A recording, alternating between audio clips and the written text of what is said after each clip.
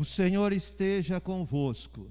Ele está no meio de nós. Proclamação do Evangelho de Jesus Cristo segundo São Lucas. Glória a vós, Senhor. Naqueles dias, Maria partiu para a região montanhosa, dirigindo-se apressadamente a uma cidade da Judéia. Entrou na casa de Zacarias e cumprimentou Isabel. Quando Isabel ouviu a saudação de Maria, a criança pulou no seu ventre e Isabel ficou cheia do Espírito Santo. Com um grande grito, exclamou: Bendita és tu entre as mulheres, e bendito é o fruto do teu ventre. Como posso merecer que a mãe do meu Senhor me venha visitar? Logo que a tua saudação chegou aos meus ouvidos, a criança pulou de alegria no meu ventre. Bem-aventurada aquela que acreditou, porque será cumprido o que o Senhor lhe prometeu. Então Maria disse: A minha alma engrandece o Senhor, e o meu espírito se alegra em Deus, meu Salvador, porque olhou para a humildade de sua serva. Doravante, todas as gerações me chamarão bem-aventurada, porque o Todo-Poderoso fez grandes coisas em meu favor. O seu nome é santo e sua misericórdia se estende de geração em geração a todos os que o respeitam. Ele mostrou a força de seu braço, dispersou os soberbos de coração, derrubou do trono os poderosos e elevou os humildes. Encheu de bens os famintos e despediu os ricos de mãos vazias. Socorreu Israel, seu servo, lembrando-se de sua misericórdia, conforme prometera aos nossos pais, em favor de Abraão e de sua descendência para sempre. Maria ficou 3 meses com Isabel, depois voltou para casa. Palavra da salvação. Glória a vós, Senhor.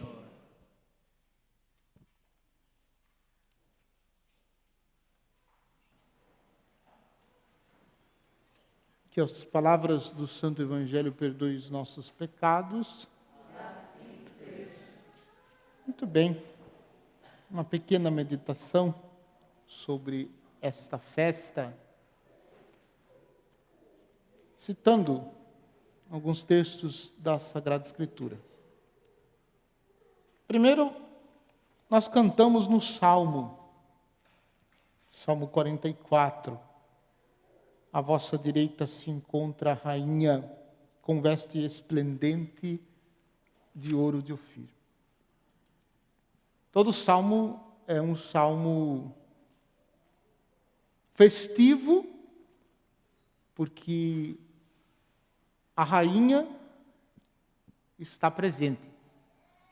E em todos os povos, quando a rainha se faz presente no ambiente onde as pessoas se encontram, é sinal de alegria, é sinal de festa. E neste salmo, a descrição, ela tem duas personagens. A primeira, a figura da rainha Esther.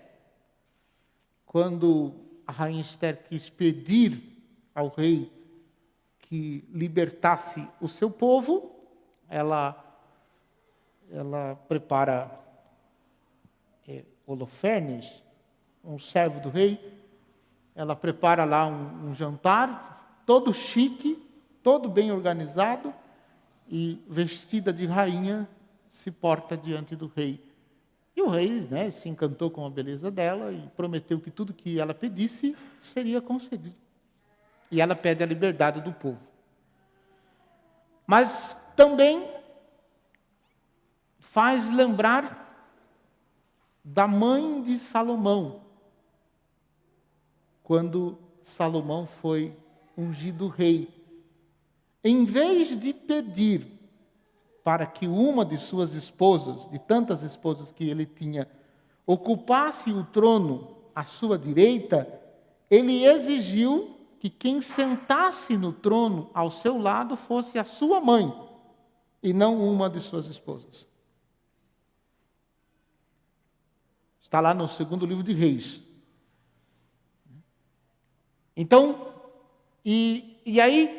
então, esses dois personagens, mas dentre esses dois personagens, uma realidade espiritual, que apontando para o reinado da Virgem Maria. Isto é, a profecia de que um dia a Virgem Maria seria rainha. Por isso nós a chamamos de rainha e rezamos: salve rainha, mãe de misericórdia. Então, significa que o rei Salomão, quando pediu que a mãe dele fosse sentada do lado dele como rainha, está profetizando que da descendência de Davi nasceria o rei da humanidade. E aí, para nós, o rei nasceu da Virgem Maria. Como a gente diz na oração do Ângelus, o Verbo se fez carne e habitou no meio de nós, pelo ventre bendito da Virgem Maria. O Rei do universo, Senhor do mundo, nasceu, veio até nós. E isso está como profecia, então, nessa descrição que eu acabei de fazer. Isso só para fazer um breve comentário sobre o Salmo. Eu tenho vontade de falar mais sobre o Salmo, mas só esse pouquinho já dá para a gente ter como chave de leitura, para a gente entender a festa de hoje. Depois, a segunda leitura, na primeira carta de São Paulo aos Coríntios, tem uma expressão aqui que é importante para a gente compreender a própria Assunção como glorificação da Virgem Maria. Versículo 21. Versículo 20. Cristo ressuscitou dos mortos como primícia dos que morreram. Com efeito, por um homem veio a morte. E também por um homem que vem a ressurreição dos mortos. Como em Adão todos morreram, assim também em Cristo todos reviverão. E vejam só, a morte é uma realidade. Todos nós, todos os que vieram antes de nós, todos os santos, nós experimentaremos, os santos já experimentaram, e todo ser humano vai viver a realidade da morte. Não iremos ficar para a semente? Graças a Deus. Não, como seria, né? Mas a realidade da morte aconteceu para todos.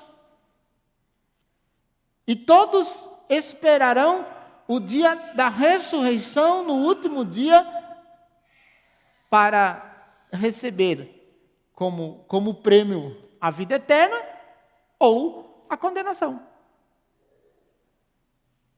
E isso por conta da consequência do pecado.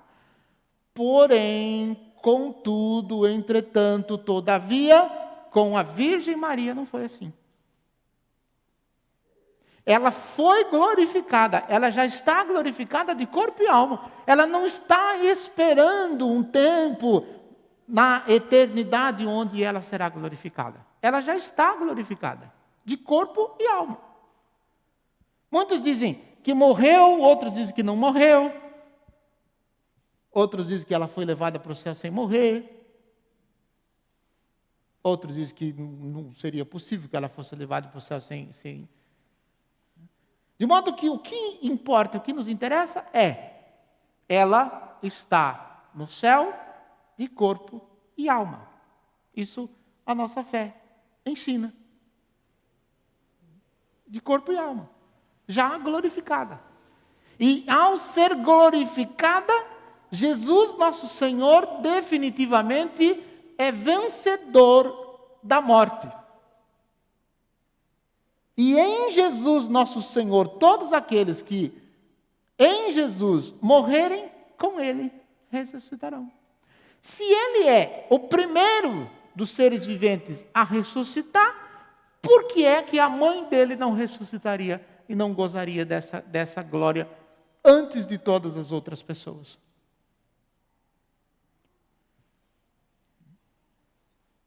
Então, isso é incontestável. Não preciso nem fazer ginastiquinha mental para entender isso. Se nosso Senhor venceu a morte, é vencedor da morte e ressuscitou, com certeza também ela. E ela, ao ressuscitar, ao ser glorificada, não vou usar a palavra ressuscitar, mas ao ser glorificada com Jesus, ela é vencedora também da morte e vencedora do inimigo da natureza humana. É o que nós ouvimos na primeira leitura. A descrição. Abriu-se o templo de Deus, que está no céu, e apareceu no templo a Arca da Aliança. Vejam que a Arca da Aliança para o povo de Israel no Antigo Testamento era a presença de Deus. Tanto é verdade que os inimigos do povo de Israel, quando tinham que lutar com o povo de Israel, percebiam que a Arca da Aliança estava no meio, corriam, fugiam, porque tinham medo, porque sabiam que lá estava a presença de Deus. E se eles lutassem com o povo de Israel, na presença da arca, eles iriam perder, porque estariam lutando contra o próprio Deus. E aí, na descrição do livro do Deuteronômio, também do livro do Êxodo, quando Deus pede para Moisés construir a arca, Deus pede para Moisés colocar alguns elementos dentro da arca. Aparece claramente no capítulo 12 da carta aos Hebreus, os elementos que Moisés colocou dentro da arca. Ele colocou o maná. Quem é o verdadeiro pão descido do céu? Nós ouvimos alguns domingos. Jesus é o pão vivo descido do céu. E lá dentro da arca tinha também o cajado de Moisés. Quem é que se apresenta como o bom pastor? Capítulo 10 do Evangelho de João. Eu sou o bom pastor. Aquele que dá a vida pelas ovelhas. O cajado do pastor. Ele é o bom pastor. E dentro da Arca da Aliança tinha também as tábuas da lei. Jesus disse: eu não vim anular a lei, eu vim trazer para a lei pleno cumprimento. Eu sou o pleno cumprimento da lei. O autor da lei veio fazer com que a lei seja cumprida. Jesus, nosso Senhor, descrito dessa maneira, como é que ele entrou na nossa história? Como é que ele entrou na nossa história? Pelo ventre bendito da Virgem Maria. Por isso, a Virgem Maria é a nova Arca da Aliança. E com a Virgem Maria também nós. Porque nós, depois que somos batizados, nós também nos tornamos Arca da Aliança, porque nós nos tornamos templo onde habita Deus. Se Deus habitou no ventre bendito da Virgem Maria, por força do Espírito Santo, por força e obra do Espírito Santo, Deus habita também em nós, Deus habita também em mim. Eu sou o templo de Deus, você também é templo de Deus, porque você é batizado na força do Espírito Santo. Mas a primeira Arca da Aliança é a Virgem Maria, que acolheu o Salvador. Isso para comentar somente sobre a Arca da Aliança. Depois, no capítulo 12. Então apareceu no céu um grande sinal, uma mulher vestida de sol, tendo a lua debaixo dos pés, sobre a cabeça uma coroa de 12 estrelas. Vestida de sol. Significa que ela precisa de luz, ela não é luz por si mesma, mas a luz refletida nela reflete todos aqueles que observam. Vestida de sol, tendo a coroa de 12 estrelas na cabeça. Né? A concretização da profecia lá da mãe de Salomão. A rainha mãe. Então ela, a Virgem Maria. Não tem que fazer ginástica mental nenhuma para entender isso. O próprio texto já diz isso.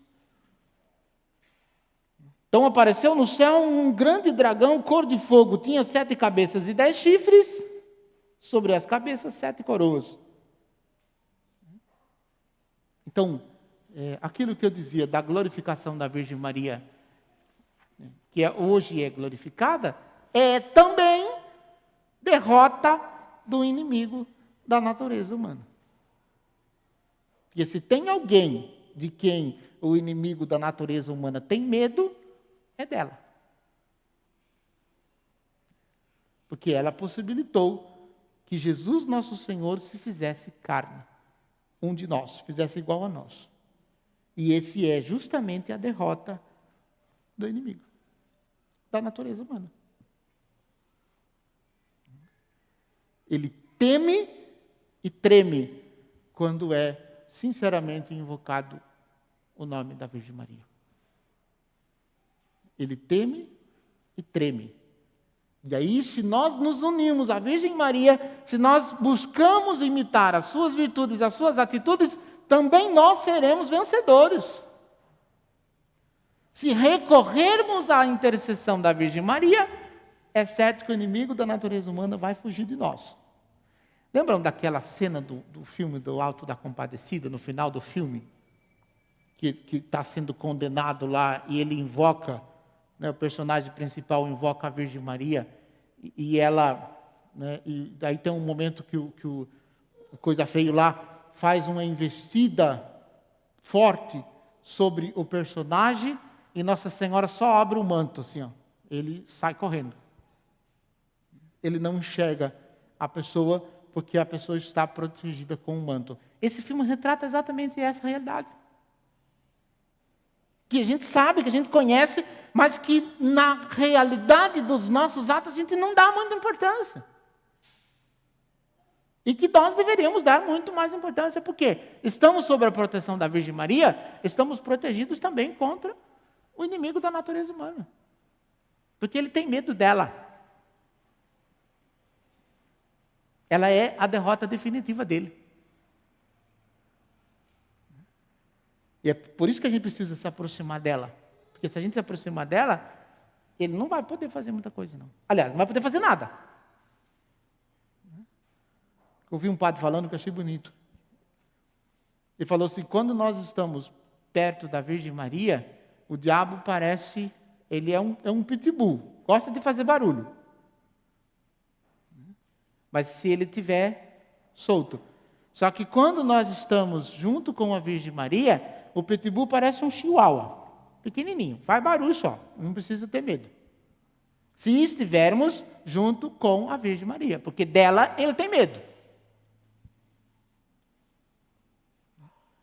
Então, a glorificação dela é a derrota do inimigo da natureza humana. Simples assim. E por fim, uma palavrinha sobre o Evangelho. A Virgem Maria, depois que recebeu do anjo a notícia que ela seria a mãe do Salvador, ela faz uma coisa impressionante. Apressadamente, ela se dirige à casa de Isabel. Apressadamente, ela se dirige. E se dirige apressadamente por quê? Porque nas coisas de Deus é necessário urgência. Nas coisas de Deus não pode ficar esperando para amanhã. Como é que os avós ensinavam? Não deixe para amanhã o que se pode fazer. Você sabe, você conhece o ditado popular. E a Virgem Maria viveu isso na sua carne. Ela foi correndo para se colocar a serviço de Deus. E aí tem todo o contexto que é bonito. A Isabel não viu propriamente, ela ouviu. E com a saudação que ela ouviu, o coração dela se encheu do Espírito Santo. E João Batista pulou de alegria no seu ventre. Porque ela ouviu a saudação de Maria. Como posso merecer que a mãe do meu Senhor me venha visitar? Ela disse, é feliz aquela que acreditou, bem-aventurada aquela que acreditou, porque será cumprido o que o Senhor lhe prometeu. Aí vem o Magnífica, o cântico de Maria. E para a gente cantar com ela, na glória eterna, a gente precisa viver como ela viveu a palavra de Jesus aqui nesse mundo. E se nós não vivermos do jeito que ela viveu aqui, lá nós não estaremos com ela. Então é preciso viver agora, para que quando chegar lá no céu, já esteja treinados. E aí aqueles que não vivem aqui na terra, quando chegar lá no céu, terão que conviver com ela. Porque de lá, ela não vai sair para outros entrarem. Quem não aceita, quem não convive com ela aqui na terra, vai ter que conviver com ela lá no céu. Né? Porque de lá, repito, ela não vai sair.